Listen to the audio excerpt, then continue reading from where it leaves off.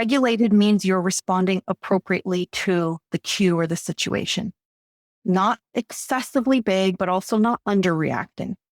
And this can be tricky for a highly sensitive person that's often been told, well, you're overreacting or you're this or you're that. They stop trusting their body. But you actually, as an HSP, are uniquely set up to be attuned. You notice, you hear your baby, and your body has millennia of information that knows how to respond. It just knows. There's a felt sense of like, I hear my baby cry, I feel this desire to respond. It might not be perfect, but we don't actually need it to be perfect. Welcome to the Baby Sleep Connection, a podcast that explores baby sleep and more through the lens of attachment and development. I'm your host, Heather Boyd. I'm a mom of 3, an occupational therapist, and a certified infant and family sleep specialist. If you are a tired parent who wants to support your baby sleep holistically, keep listening as we delve into approaches that go well beyond the usual strategies of wake windows and bedtime routines. Your baby's sleep is connected with so much more. Whether this is your first time listening to the Baby Sleep Connection podcast or you've listened to every episode, I want you to know about the podcast listener guide that I've developed. In it, I have my 6 most popular episodes of the Baby Sleep Connection podcast, my list of favorite parenting books about sleep and development, and a few additional free resources if you're looking for more support. To get it, go to familysleep.ca/podcast. And now back to the episode. Welcome back to the Baby Sleep Connection podcast. I'm excited to have a guest on today. Nelia DeAmaral is going to join me today to talk about something that I think a lot of listeners are going to relate to: how to parent with empathy and parenting from within as a highly sensitive person. And if you recognize yourself as a highly sensitive person, then listen into this interview because we're going to dive deep into how to parent through that despite the overwhelm. So Nelia, thank you so much for being here today. Thanks, Heather. I'm really excited to be here. Well, and I wonder if you can start by just telling us who you are. Sure. I am a registered psychotherapist and a clinical advisor and a brain spotting consultant in the Toronto area. So I've been at this for about 20 years. I'm also a mom. I have 2 grown children, and I'm also a highly sensitive person. So I understand what that feels like. And I was also a doula for about 13 years. So I remember those early days, the fatigue, the exhaustion, the overwhelm. And I do work a lot with women and women who have young children, small children, and some of those challenges. Wow, that covers the gamut. When you include doula in there, you just know you've been in the trenches of those early parenting days and weeks. Wow. Now, I know the conversation is going to take us on a beautiful path, but you mentioned brain spotting. And I know parents that are listening, some of them will have heard of that, but not know what it is. So let's start there, and then we'll delve into a little more about the highly sensitive parenting. Sure. Brain spotting is a body-based modality that actually allows us to access our deeper wisdom, but also reprocess some of those places where we always get stuck. So it accesses that deeper part of our brain. So we might be trying to think our way out of things, and we can't. So maybe you've tried CBT, sort of reframing, trying to change your thoughts, and you can't do it. Brain spotting is a deeper modality that takes us right into our body and the part of our brain where all of those automatic reactions happen. And so it's a very powerful modality, especially for new parents when they're feeling very chaotic and unsure, and some of their own trauma memories might be coming up, or those really deep fears of messing up your child that make you overthink everything, especially HSPs. It can be really beneficial to find that inner compass. Lovely. And for those that are new to the short forms around sensitivity and high sensitive temperaments, HSP is highly sensitive person. If you read anything about it, there's also highly sensitive babies, which is the same general idea, but focused on babies at that stage of development. Fantastic. Now, how does brain spotting differ from like somatic work where we're getting into our body as well? Yes. So somatic work often focuses on, finding the place of the body where you feel something and regulating the nervous system. And sometimes that will stick and other times it doesn't. So brain spotting works really on what that automatic reaction is that's based on our conditioning our circumstances, our trauma experiences, neglect, abuse, but also just difficult memories. So it's a reprocessing of that. So then the nervous system becomes more regulated on its own. Okay. Which for highly sensitive people that are taking in so much from their environment, that sounds like a Absolutely. good fit. So let's talk about highly sensitive parenting. Yeah. We're going to start at the ground level because for a lot of listeners, they're going to recognize this in themselves already. For others, it may be a really important part of the puzzle of why parenting, which is hard to begin with, may be feeling even harder for them. So starting on the ground level, what is a highly sensitive temperament? Such a good question. First of all, it's not that something's wrong with you. There are some amazing things about being highly sensitive. Highly sensitive folks tend to process things very deeply. You might notice things that other people don't, subtleties and changes of the environment or the mood. You might be really sensitive to changes in the weather.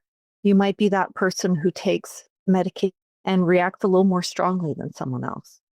You might really need deep connections, meaningful conversations. You might be drained by small talk. And your inner life is pretty rich. It doesn't mean you're introverted, but you have a lot going on, really sensing a lot. Sometimes people can be described as sensitive or shy or risk averse, but not everyone. So you can see how having all of these experiences might make you feel a little bit overstimulated sometimes. It can be overwhelming. And then you pair that with our culture, at least here in North America, I know people might be listening from other places, really values toughness or what we think is toughness.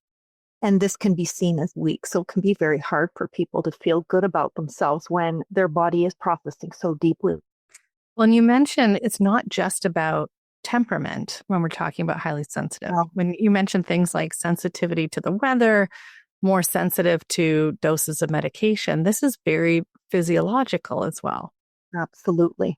Yeah, our nervous systems are finely attuned to things. We notice little changes and a lot be across the board, but it is very physiological. So you think of a nervous system that just picks things up, and it's about 30% of the population.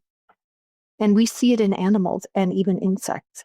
They're the ones that are picking up the cues going, that weather's a little different today. We should back off here. Or maybe we should go. They're the ones kind of tuning into those things. And then you've got the others that are like, let's just go for it and kind of push through. And we need those people too. So the one is not better than the other. I love that description. And this time of year, because we're recording it in the fall when the birds are starting to migrate, the butterflies are migrating south. Think, oh yeah, those are the birds and the butterflies, the highly sensitive ones that would be like, oh, we're noticing a change in lighting, the change in temperature that says it's time to go or it's almost time. So that's rewarding to know about when we put it in terms of other animals. That really just shifts the perspective for me. I haven't thought about it that way before. Mm-hmm. As an OT, I do a lot of work around sensory processing and sensory integration and sensory system. And so whenever I'm grappling with this idea of highly sensitive people versus sensory processing and sensory integration, I know there's some overlap, but perhaps you have a way of kind of teasing that apart a little bit, Nelia. I almost wouldn't need to tease it apart, but I don't know if that's useful. For me, it's more about getting to know the nervous system in front of me. Yeah, because high sensitivity it is a trait, and we say about 30% of people, but it's also a trait that we see people who are on the autism spectrum, maybe people with ADHD. It can be a trait in a lot of people. So I tend to sort of get to know, how does your body process? Because you may have a baby who's highly sensitive, but completely highly sensitive, different than you. So I do have two daughters, and one is highly sensitive in a way that she really craves stimulation, and the other one doesn't. And so it was kind of getting to know how their body processes things. I really like the way you put it. You're supporting the nervous system in front of you, the person in front of you. And I say that to parents all the time when I'm trying to guide them to look at what their baby needs, because it's about figuring out who this person is in front of you, this little one that you're in charge of. But of course, when it comes to parenting, it's about turning inward to understand ourselves too, because we're the ones that are showing up to do that supportive work with our babies and meet their needs. And I guess that's where this idea that you want to talk about today, parenting from within as a highly sensitive parent, comes in.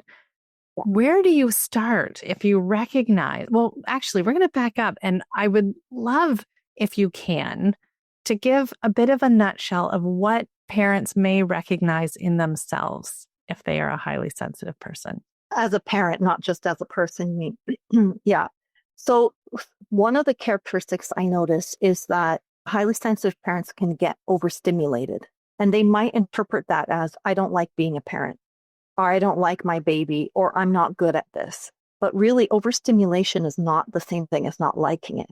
It just means the crying hits you in a certain way, the lack of sleep hurts you in a certain way, having too much physical touch, not having enough space, lack of downtime to process, because remember, we said rich inner world.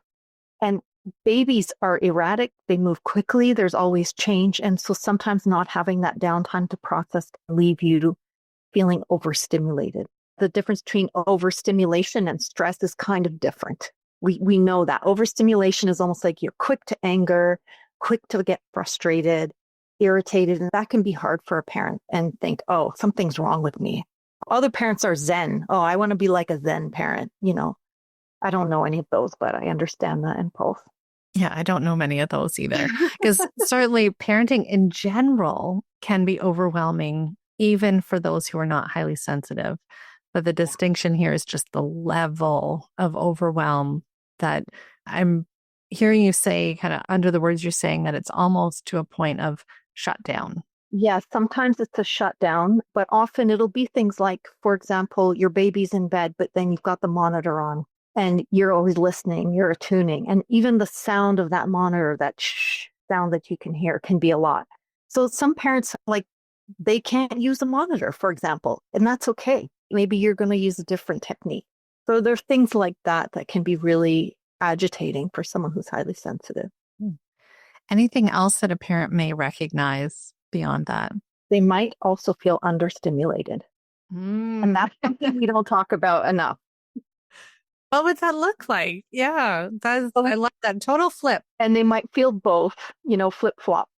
So feeling understimulated is this sense of like, there's not enough going on. Remember, we said rich in life. They might be able to tune into changes and things that are interesting. They're curious about life. But what happens for most parents is it's a Groundhog Day. You're day in, day out, and it's very understimulating. And they might feel kind of bored, agitated, disinterested, because it's not hitting that place in them that's looking for beauty and connection and meaning. So that might look like what feels kind of like a low mood, disinterest in parenting, not really feeling motivated. Again, that's a scary feeling. And you might think, I just don't like this. I'm not good at this. But you might just be needing a little more stimulation in things that kind of open up your senses a little bit and feed you. Right. Well, and I'm thinking back to the early days of my firstborn, because I've got 3, and the Groundhog Day analogy is so spot on, because parenting in the early days is a lot of repetition, and it's a shift in roles at the same time. So that simultaneous overwhelm of not knowing what you're doing, but the underwhelm of having every day be the same and be less in control of what your choices would normally have been. Exactly. And then you might feel both at the same time. This is one of the confusing feelings that a lot of parents have. It's like having the brakes and the gas going at the same time. So you're overstimulated because you've got all these demands and all this like sensory information coming in, but you're also and that can feel very confusing. Like I want to run and crash at the same time. Well, and that I always think about the development of mixed feelings in young babies, and that aha moment when parents realize that their young children are carrying both desire and frustration, like wanting it and not wanting it at the same time. And when kids get that sense of mixed feelings for the first time, it's a lot for them because they've never felt this like balancing act of holding one idea in each hand. But for parents to have that mixed feeling too, when they're so excited to be a parent, generally in love with their baby, but not always feeling it fully because they're overwhelmed. The mixed feeling piece is sticking with me, Nelia. Yeah. Beyond recognizing this, and I'm going to fall back on saying temperament, even though I know it's much broader than that.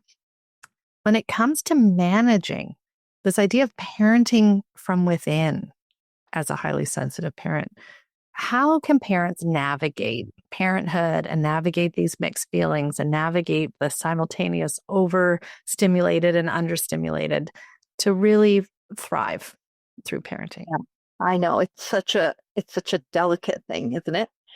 So what we want to do is find a way that you can stay in your window of tolerance or return to it. So knowing your signs. So for me, I always knew if I started to get that tight feeling in my chest, I was getting a short fuse, feeling restless, and sometimes even headaches. That was my sign. I'm outside my window of tolerance. I've either been parenting too long or my body is needing a rest or I'm needing some other kinds of connection, some other kind of stimulation. So getting to know that, what your window of tolerance is, especially for HSPs. You said earlier that as an HSP, small talk is like putting your nails on a chalkboard. Well, what are most parenting groups about small talk? Oh, are you sleeping? Or are you going to cry it out? What's going on? Is your baby sleeping through the night yet? Yes. And of course, they're sitting there in that room, they're reading the vibes all around, and it's so stimulating, overwhelming. There's babies crying everywhere. Some are not, and they're comparing, they're noticing everything. And that might not be a nourishing place for them, for us. I know it wasn't for me. I had to really find the right size of group. I certainly tried, go to these large groups. And I leave there going, oh my God, my head's going to explode. So I had to find just the right size of group and the right space that my nervous system felt like it could receive the support that it needed. Now, you talked about the struggle of finding the right group because there is simultaneously a plethora of groups and at the same time, not the right fit. And it's exhausting enough to be getting out and get baby packed up and to manage to get there. Do you have any advice for finding one's community, the right size and right dynamic that's going to really help a parent flourish? I would say trust yourself, especially HSP, highly sensitive people will often override themselves and say, well, no, this is good for my baby. My baby's getting entertained here, but it's okay. Your baby doesn't need to be entertained. You just need to be in a place where both of you can just relax and enjoy. So I would say try some places. Don't put too much pressure. I would just go maybe once or twice a week.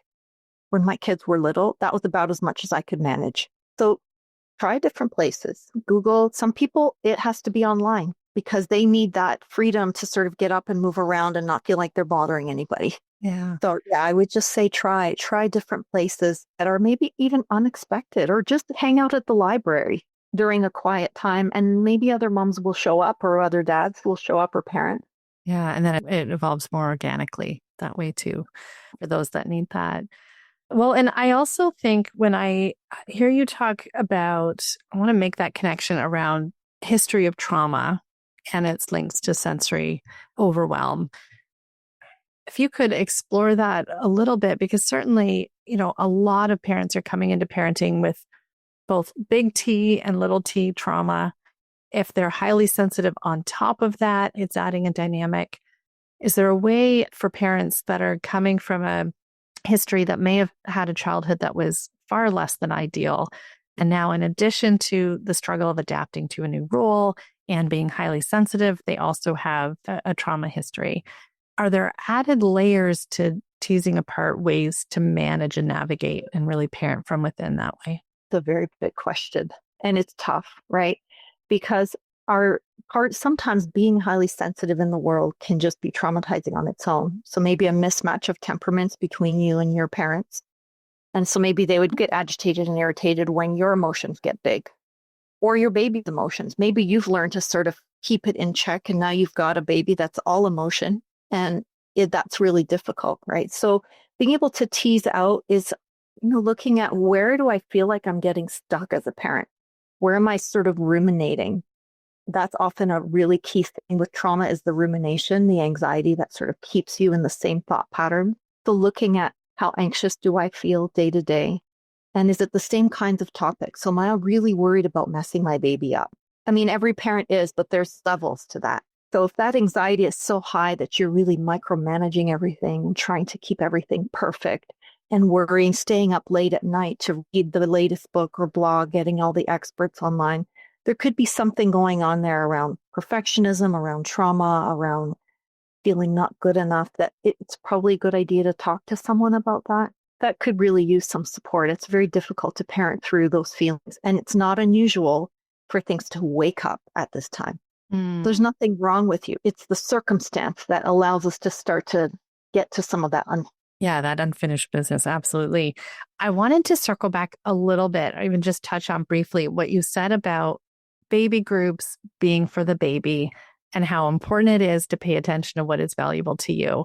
Because I think from that nervous system perspective, I think a lot of parents are so focused on giving their baby the best experiences possible that they forget that, like you said, baby doesn't need a particular type of external stimulation. Their main interest is in you, right? You are their entire world, which means everything a parent does to support themselves in being well regulated and feeling joy and feeling as balanced as they can at this stage of development or of parenthood is so fundamental, because if that parent can show up feeling good, then the baby gets to benefit from that too. Yes, absolutely. Yeah, I work from an attachment lens as a therapist. So this is sort of, as we say, my jam. We want a parent that is accessible, responsive, and engaged, ARE, those three things. You don't have to be perfectly regulated. This is like the buzzword that's out there of being regulated, which is really just, I think, code word for be a calm parent. Nobody's calm. Mm-hmm. Regulated means you're responding appropriately to the cue or the situation. Not excessively big, but also not underreacting. And this can be tricky for a highly sensitive person that's often been told, well, you're overreacting, or you're this, or you're that. They stop trusting their body. But you actually, as an HSP, are uniquely set up to be attuned. You notice, you hear your baby, and your body has millennia of information that knows how to respond. It just knows. There's a felt sense of like, I hear my baby cry. I feel this desire to respond. It might not be perfect, but we don't actually need it to be perfect. I love that. And for anyone listening that gets the chill that I just got in hearing those words, like flag this part of the podcast and rewind this section and listen again, because that just really, from a evolutionary point of view and from a presence point of view, just nails it. That was amazing. In order to do that, part of it is going back to that idea of the window of tolerance. That may be a recognizable phrase for some parents, but it may be new for others. And I know you've delved into a little bit around understand what your signs are when you are out of that window of tolerance. I wonder if you could explore that concept a little bit more. Yeah. So window of tolerance is sort of where we can be and still be connected to ourselves and connected to others. It's really something pretty basic. So we're kind of, we call it sort of like a green zone. Like, I'm okay. I'm not perfect. I'm a little agitated that my baby's crying. I'm a little agitated. I'm not sleeping. I'm bored. I'm irritated. Those are all still okay. It's tolerable. Outside of the window of tolerance is when you are overreacting. So you might be yelling, having that short fuse. I think anger surprises a lot of parents, that rage. Then you're outside your window of tolerance for whatever reason. You could be under your window of tolerance too, where you're just shut down and numb. And then we have to look at that too. Maybe you're not having enough connection. Maybe you've been overstimulated for too long and you're shutting down. But that's what we look at as a window of tolerance. Your baby will have a window of tolerance as well. And that's something that you start to learn to read cues from them, saying, okay, I noticed that when we spend a lot of time with family, about half an hour in, they get grumpy, and you start to notice that. So it's really, you're both noticing each other in a way. Mm-hmm. Well, and I'm thinking about, looking at once you recognize that, because the first step is recognizing that within yourself, right? If you're not aware of it, you're just going to fly off the handle or lose your patience and then cue the guilt and the shame and everything that comes after that. If you're recognizing it to start, then having a toolbox of things that could be very personal and unique to you, right? But also can be pulled from some pretty general strategies for getting back into that window of tolerance. What are some of your most common strategies or tools that you can suggest to parents to use or to try on to see if it's something that works well for them? Okay. So the first thing I would say is if you are feeling off balance, even that's probably a better word than saying window of tolerance, I feel off balance, is that you don't have to know why it is to know that it is. That's just feeling off. So a lot of times parents will spend a lot of time, oh, why am I feeling like this? Why? And that just takes you more out of your window of tolerance. So it's just like your baby. Why are they crying? Why? Well, I don't know. I'm going to just try some things and see what helps. Same thing. So that's the first thing. I'm feeling off. I don't know, but what is my instinct telling me would feel good for me right now? And then having the courage to do that. It takes courage because you might have some programming about being weak or too sensitive, and it's okay. And it might be small. So I did have a list when I was a young mom with pictures of images that I drew of things that were like little mini breaks that I could take when I felt that. So I would say keep a little list if you want. You can even put it in your phone. The biggest thing, if you can, is to slow down, kind of come into your body. One of the things, because we use eye position and brain spotting a lot, we know that the eye position will connect into the nervous system via the midbrain, and that will affect your heart rate. It'll affect your fight, flight, freeze functions, all of that. So one of the things that I recommend doing, if you're feeling just off balance, is to soften your gaze. And it sounds weird. It works really, really well. So you just sort of relax your eyes back and almost feel your perceptual vision, your peripheral vision actually open up around the sides, almost as if you could see behind you and above you and below. And see, I'm doing it now. And I could see it happen for you too, Heather. You just took a breath. Your body starts to slow down. And what that does is it takes us out of that tunnel vision where we're hyper fixated on survival mode. What do I got to do? What's wrong? What do we do? To, okay, I can be here. What's happening? I can take this in. I'm okay. Everything's okay. And you think about, biologically as humans, if we could stand on top of a hill and get a big, vast view, it's relax because we can see what's coming. We can see what's in front of us. So it's a biological thing that our body is capable of doing. And it's something that every parent can do in the moment. I was just going to point that out because I think so often we overcomplicate what it is we need. And I always think of the quintessential like spa day to relax or a vacation to get away. And we can't always get away. And B, we don't need to. We have strategies available to us all the time. I often talk to parents about breath, taking a breath or being aware. We always are breathing. Eyes, we always have a gaze on something and drawing our attention there. That was beautiful. I could feel it when you were guiding through that. I could really feel, even though I'm relatively relaxed, we're having a wonderful conversation. My nervous system just went down another little notch. Amazing. And yeah, these tools are right there. But I also know, at least for me, and I'm assuming I'm not the only one, it can be easy to forget the easy stuff because we start overthinking. So I love your idea of having that list of tools, drawing it out or putting it in your phone, because we can't count on our thinking brain to remember and tell ourselves to do this, that, or the other to regulate in order to get out of overwhelm. Mm-hmm. That's wonderful. Any other tricks in your tool? Oh, yeah, some practical things. I mean, I've thought about this a lot because I'm also a therapist who's an introvert. So I've made a lot of mistakes that have made me feel unwell. And so I've had to really accept this is how my body works. Not being too overscheduled is really important. There's a lot of pressure, like I said earlier, about entertaining baby and stimulating them. It really, if it's making you both miserable, it's not worth it. So, I had a rule in my house, which is one activity per week. That's how much my nervous system could handle. So not being overscheduled, trying not to rush. So HSPs especially are overstimulated by rushing. So giving yourself lots of time, way more time than you think you need to get ready for things. And most new parents learn that the hard way. Oh my goodness. I still remember realizing, I cannot just fly out the door in 2 minutes like I used to. It's more like 60 minutes. Yeah. Just give yourself time for those transitions. And any kind of body-based practice is really important. So we'll accumulate stress in our fascia, like that coating that goes over our muscles and our organs. Over time, it makes it harder to let go. So anything that lets you come into your body.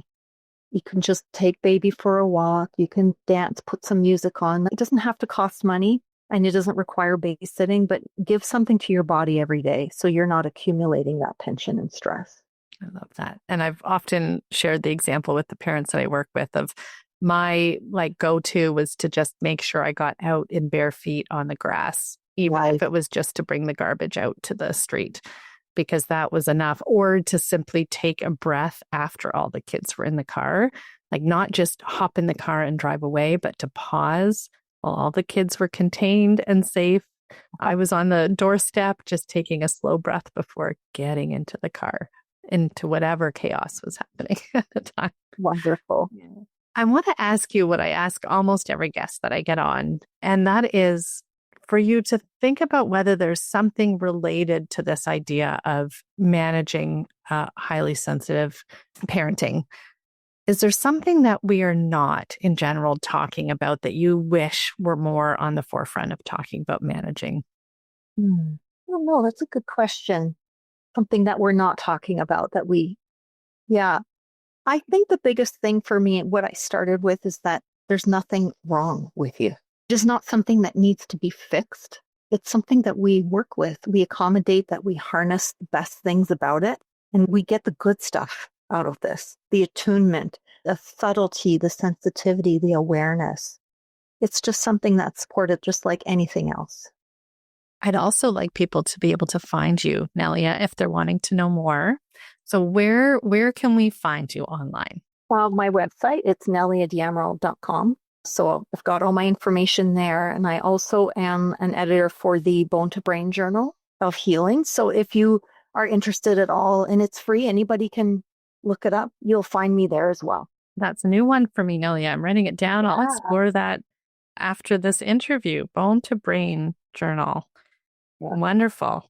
Well, Nelia, it has been wonderful to have you on as a guest. This has been a fantastic conversation. I know that it's going to help a lot of highly sensitive parents out there to be able to appreciate the attunement that they have naturally, and then how to thrive in a chaotic world using their highly sensitive nature as a way to look at it through a lens of strength and attunement and attachment rather than something that is the opposite.